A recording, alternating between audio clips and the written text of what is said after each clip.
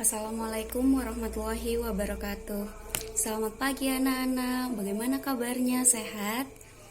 Nah, sini sebelum pelajaran dimulai, marilah kita berdoa sesuai dengan kepercayaan kita masing-masing.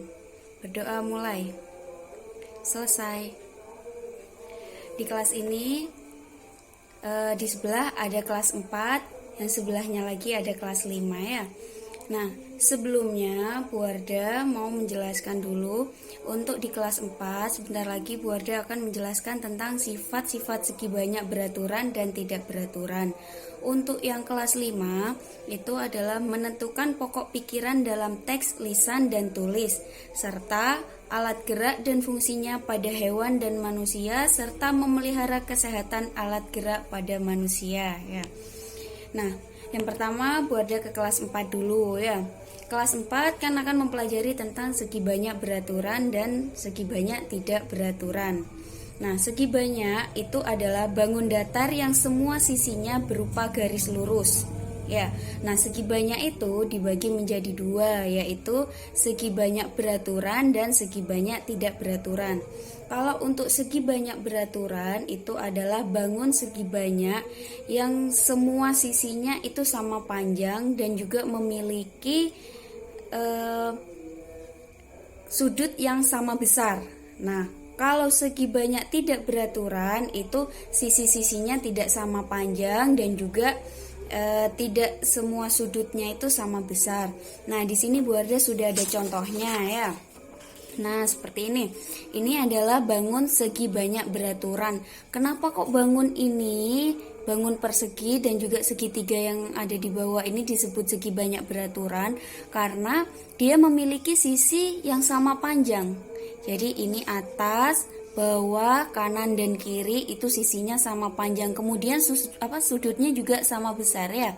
Nah, ini sama-sama memiliki sudut 90 derajat ya. Nah, kemudian yang bawah itu ada segitiga.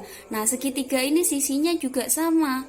Nah, ini biasanya disebut dengan segitiga sama sisi ya. Jadi sisi-sisinya sama panjang, kemudian sudutnya juga sama besar. Nah, ini contoh dari segi banyak beraturan. Nah, kalau untuk contoh segi banyak tidak beraturan itu adalah seperti ini. Nah, untuk segi banyak tidak beraturan itu kan sisinya tidak sama panjang. Nah, ini yang atas sama yang bawah panjangnya sama, tapi yang sebelah sini itu panjang sisinya tidak sama. Nah, yang ini juga sama ya. Nah, yang ini sisi-sisinya tidak ada yang sama, berarti ini adalah contoh dari segi banyak tidak beraturan ya.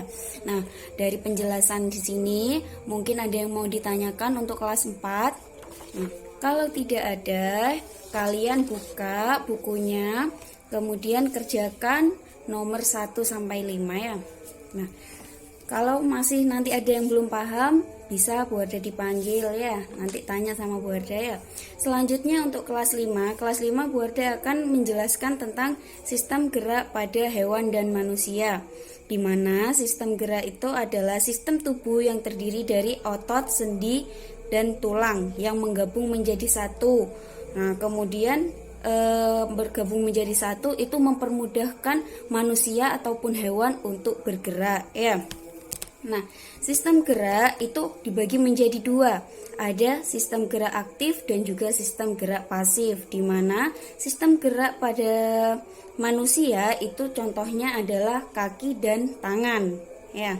Nah, fungsi sistem gerak pada manusia itu adalah untuk berjalan, untuk berlari, melompat, mengambil sesuatu, memukul ya.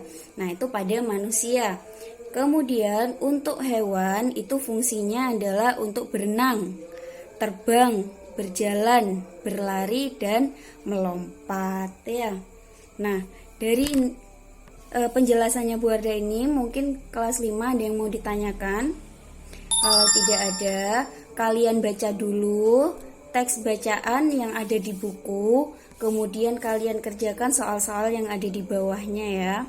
Nah, kalau sudah, nanti soal-soalnya bisa dikumpulkan ke depan ya. Demikian penjelasan dari Bu Wardah. Kurang lebihnya Bu Wardah mohon maaf. Assalamualaikum warahmatullahi wabarakatuh.